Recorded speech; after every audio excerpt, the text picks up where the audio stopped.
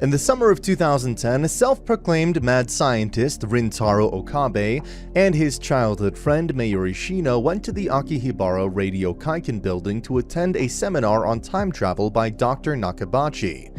Whilst there, Rintaro meets a girl named Kurisu Mikise, who claims to have met him 15 times before, despite never having met her himself. Later, after receiving a scrambled video message on his phone, Rintaro hears a scream and discovers Kurisu lying on a pool of blood, indicating that she was stabbed to death. Upon sending an email about the situation to his friend, Itaru Daru Hashida, Rintaro feels a strange sensation, before discovering the streets have become vacant and a strange satellite has crashed into the radio building. Later, as Rintaro's future gadget laboratory works on a phone-controlled microwave that turns bananas into gelatinous form, Rintaro is surprised to learn that the seminar he was attending was apparently cancelled, as if it had never taken place.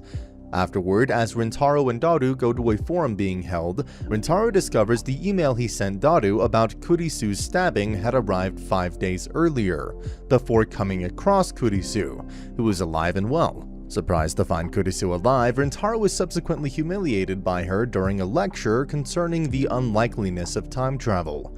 After getting some supplies from the androgynous Luca Urushibara, Rintaro meets Suzuha Amane, who was hired by his landlord, Yugo Mr. Braun Tanoji, as a part-time assistant in his electronic shop. Later, Rintaro investigates the supposedly altered events and learns that a man calling himself John Teeter, who claimed in 2000 that he was a time traveler, has surfaced once more in 2010. Believing this John Teeter to be a fake, Rintaro is shocked to find that all the evidence of Teeter appearing in 2000 has disappeared.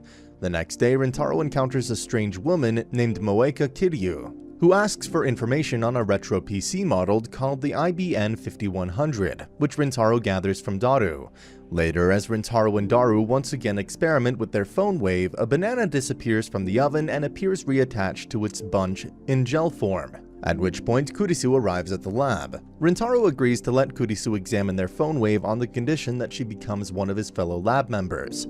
Performing another experiment with the phone wave, which causes a burst of electricity when Mayuri opens it, Rintaro succeeds in sending another email to the past. This leads Rintaro to deduce that their phone wave is actually a time machine capable of sending text messages to the past. As Kurisu leaves the lab in denial, Rintaro hears about the Large Hadron Collider and micro black holes and asks Daru to hack into CERN. Later, after hearing from Teeter about CERN allegedly creating a dystopian future, Rintaro and Daru learn that CERN has been performing top-secret experiments with micro black holes, which have resulted in human deaths. With further information about CERN's time travel experiments encrypted in a code that Daru can't decipher, Rintaro learns from Teeter that he needs the IBN 5100 computer Moeka was looking for to decode it. While out doing his laundry, Rintaro runs into Kurisu, who is still in denial about a time machine existing, and tells her about the IBN 5100. As Kurisu hears from a contact about the computer's capabilities, maid cafe owner Ferris Nyanyan informs Rintaro that her family donated an IBN 5100 to Luca's family shrine. Managing to borrow the IBN 5100 from Luca's father, Rintaro and Kurisu carry it back to the lab. Arriving back at the lab with Rintaro, Kurisu is met with a strange reaction from Suzuha. While the gang gathers parts needed to connect the IBN 5100 with Daru's PC, Suzuha warns Rintaro to be cautious of Kurisu. Using the IBN 5100 to decipher CERN's encrypted files, Rintaro, Daru, and Kurisu learn that various people have been found dead in a gel-like state at various points in time as a result of their experiments. Kurisu deduces that the gelatinous state is a result of matter being squeezed at a molecular level, whilst passing through the micro black hole. Despite the shock of this news, Rintaro vows to perfect the phone wave. Dubbing the messages they send to the past as D-mails, the group conducts further experiments, deducing the rules and limitations of sending D-mails. They learn what time they can send messages, how much data can be sent, and how far they can send them back. The next day, Moeka shows up at the lab to see the IBN 5100 and seeks to borrow it from Rintaro.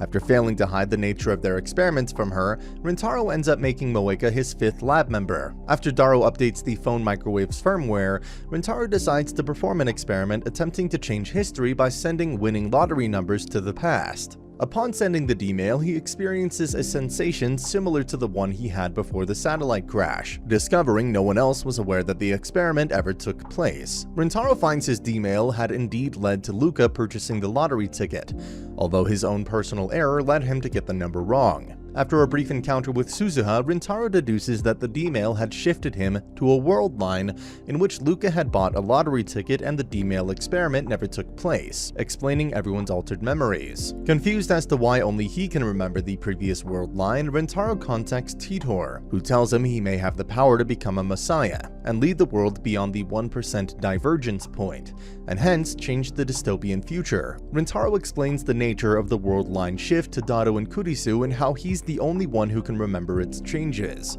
an ability he refers to as reading Steiner. As the experiments resume, Moeka requests to send a D-mail, which shifts Rintaro to a new world line, where no one else remembers Moeka. The next day, Luca comes to the lab, asking to send a D-mail before he was born so that it would be born as a girl. Using an urban myth about how a diet can affect a baby's gender before birth, the group sends a D-mail to Luca's mother's pager, sending Rintaro to another world line, although he doesn't notice any obvious changes. As Ferris learns about the phone wave upon overhearing a discussion between Rintaro and Daru, Rintaro discovers that the IBN has gone missing from the lab, which was apparently never found in the first place as a result of Moeka's D-mail. Kurisu deduces that the minor changes to the past that resulted from their previous D-mails have caused a butterfly effect, leading to changes beyond their control. After learning that the IBN 5100 had been previously taken from Luca's shrine, Rintaro finds Moeka in a town and confronts her, only to learn that she doesn't know the whereabouts of the IBN either. Rintaro also discovers that, unlike the previous world line, everyone has met Moeka before in the current one, giving credence to Kurisu's theory. Rintaro and the others later visit Ferris, whose true identity is revealed to be Rumiho Akiha, whose family owns Akihabara. Ferris offers them information on the IBN 5100 in exchange for being allowed to send a D-mail 10 years into the past. Rintaro reluctantly agrees and allows her to send the D-mail, causing him to experience another world line shift. After learning from Ferris's father that they no longer have the IBN 5100 in their possession, Rintaro discovers that the physical geography of Akibahara has completely changed, no longer being a mecca for anime culture. Realizing the D-mail Ferris sent prevented more culture from being introduced into Akibahara, he discovers that Luca's earlier D-mail had in fact changed his sex to female. Afterwards, Rintaro talks with Suzuha, who reveals she came to Tokyo to try to find her father, mentioning she will leave if she's unable to find him the next day. Rintaro then establishes her as a lab member and invites her to the lab for a farewell party. While preparing for the party, Rintaro receives a threatening text message telling him that someone is watching him with a picture of a gelatin threat attached. Later, while shopping with Mayuri, he recalls his reading Steiner ability may have first occurred when he was a child.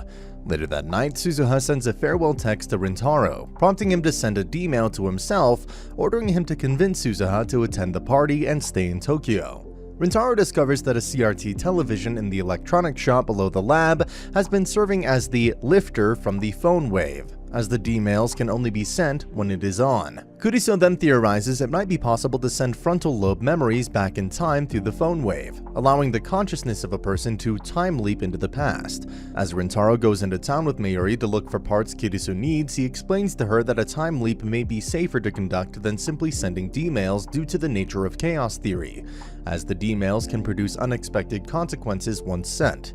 They run into Moeka along the way, as well as Suzuha, who tells Rintaro that Kurisu allegedly works for CERN. As Kurisu denies this, she tells Rintaro about the problems she has with her father, who grew up to hate her because she surpassed him in scientific prowess. Later on, when out shopping, Okabe receives another threatening text message with a picture of a severed doll's head attached, causing him to return to the lab, fearing for Mayuri's safety. Later, Daru informs the group that the lab has been connected to the CERN network without them knowing. With the ability to utilize CERN's LHC to compress memories into D-mail size, Kurisu completes her time loop machine, capable of sending one's memories up to 2 days into the past. However, Rintaro, still disturbed by the threatening texts he has received, decides against using the device, suggesting they instead make their discoveries public. As the lab members decide to have a party, Kurisu comes into conflict with Suzuha, who claims she is destined to become a CERN spy in the future.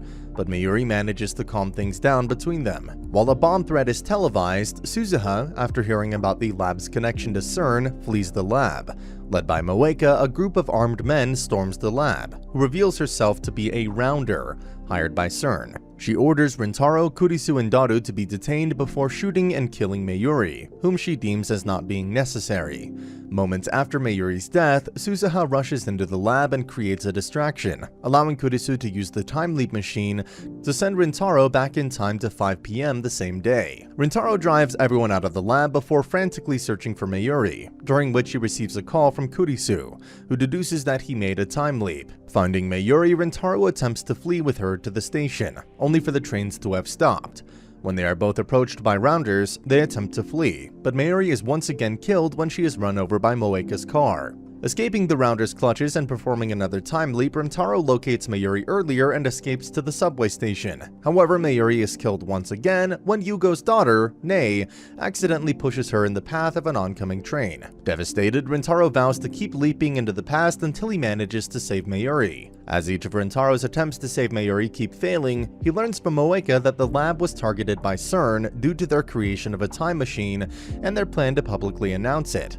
Falling into despair over his repeated failures, Rintaro is approached by Kurisu, who gets him to reveal his situation and gives him key trigger phrases to get her past self to cooperate with him. After being sent to just before the time leap machine's completion, Rintaro manages to obtain Kurisu's aid before they're both approached by Suzuha. She explains that to save Mayuri, they need to escape the Alpha World Time Attractor Field, where Mayuri is doomed to die due to the converging nature of world lines, and cross the 1% divergence point to the Beta World line, where the outcome might be different. Suzuha then takes Rintaro and Kurisu to the crashed satellite, which turns out to be a time machine, and reveals she is in fact John Teeter, and has come from the year 2036. Suzuha explains how CERN was able to build a time machine and use it to create a totalitarian world in 2036, stating that she had originally planned to travel to 1975 to acquire an IBM 5100, but made a detour to the year 2010 to look for her father. When she tries to start the time machine, she discovers it has broken down, which Rintaro realizes was a result of the storm on the night he stopped her from leaving. Leaving 2 days before the completion of the time machine, Rintaro gathers the lab members to inform them of the situation.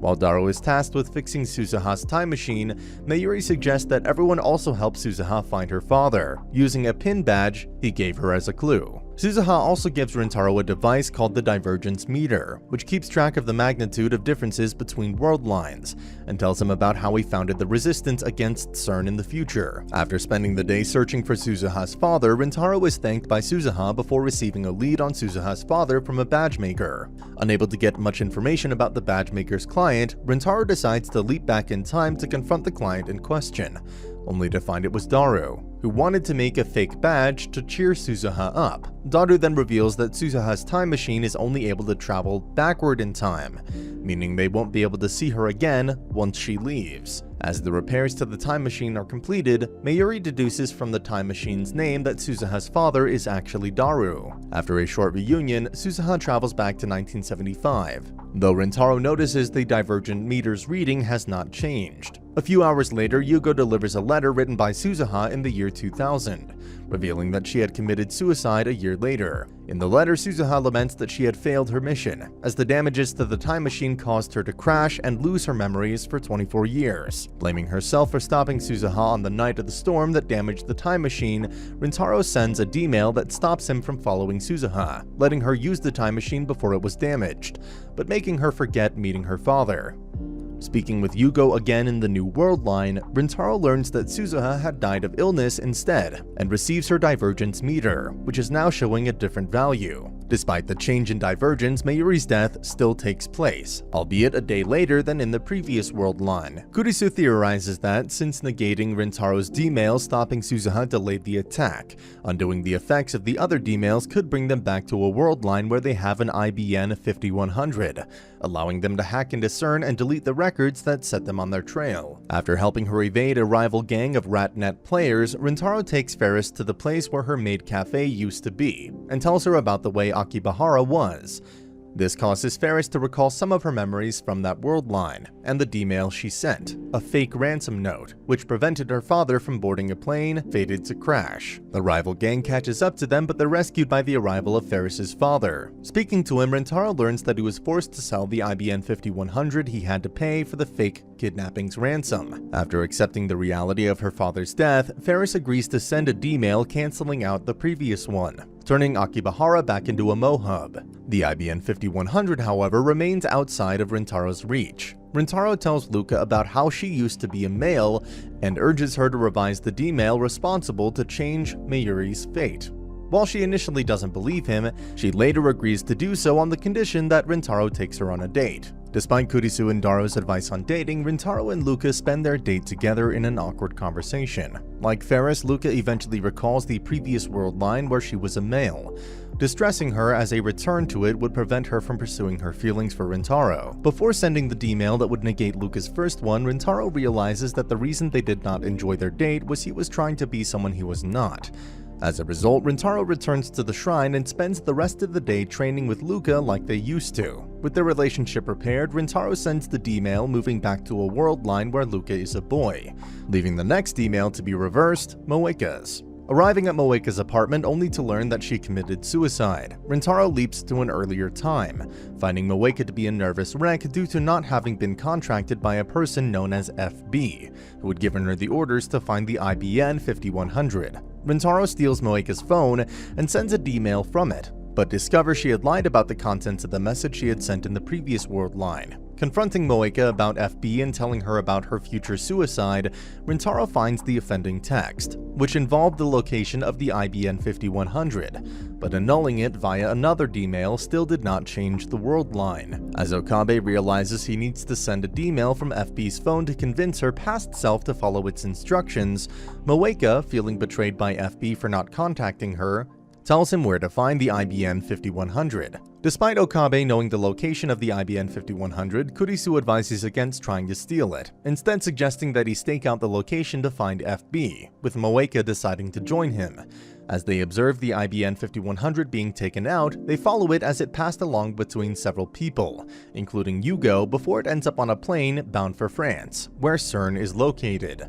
Rintaro, Moeka, and Kurisu go to confront Yugo, who reveals himself to be FB, and a rounder who was forced to do CERN's bidding to prevent harm from befalling Nei. Following the code of the rounders for those who fail their mission, Yugo kills Moeka before taking his own life. Rintaro then uses Yugo's cell phone to finally cancel out Moeka's D-mail, returning to a world line where both Moeka and Yugo are alive, and the IBN 5100 is again in their possession. As Rintaro gets Daro to hack into the CERN network to erase the data they have on them, he comes to the sudden realization that by doing so, he would have to return to a world line where Kurisu is dead. Not wanting to move to a world line where Kurisu dies, Rintaro decides against the hacking. Too afraid to tell Kurisu the reason behind his change of plans, Rintaro accompanies Mayuri to a comic market, trying to think of a way he can save her without sacrificing Kurisu. As a car appears during Mayuri's fated time to die, Rintaro attempts to change destiny by letting the car hit him instead, but Mayuri pushes him out of the way and dies in his place. As he leaps back in time, Kurisu has Rintaro reveal to her that she dies in the Beta World line.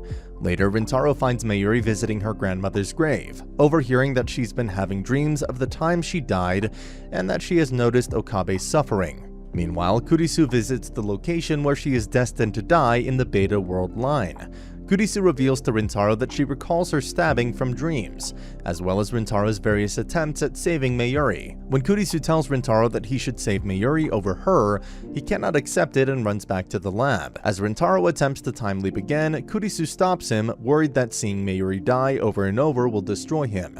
After giving in and choosing to save Mayuri, Rintaro tells Kurisu he loves her, to which she responds by kissing him. The next day, Kurisu prepares to return to America, while Rintaro and the others delete the original D-mail from the CERN network. Just after erasing the data, Kurisu returns to the lab to tell him that she loves him, but is cut off as Rintaro shifts back to the Beta World line. Sometime after getting rid of the phone wave, Rintaro receives a call from an alternate Suzuha, telling him she needs his help to prevent World War III. Suzuha explains that her mission is to prevent Kurisu's death and enter a world line known as Steins Gate, in which World War III never happens. Wanting to save Kurisu, Rintaro travels to the past with Suzuha in her time machine, arriving before Kurisu's death. Witnessing events unfold as they did, Rintaro briefly runs into Kurisu, explaining the prior encounter, before hiding in the room where she will be stabbed. There, Kurisu meets with her father, revealed to be Dr. Nakabachi, who attempts to take ownership of her time travel theory for himself.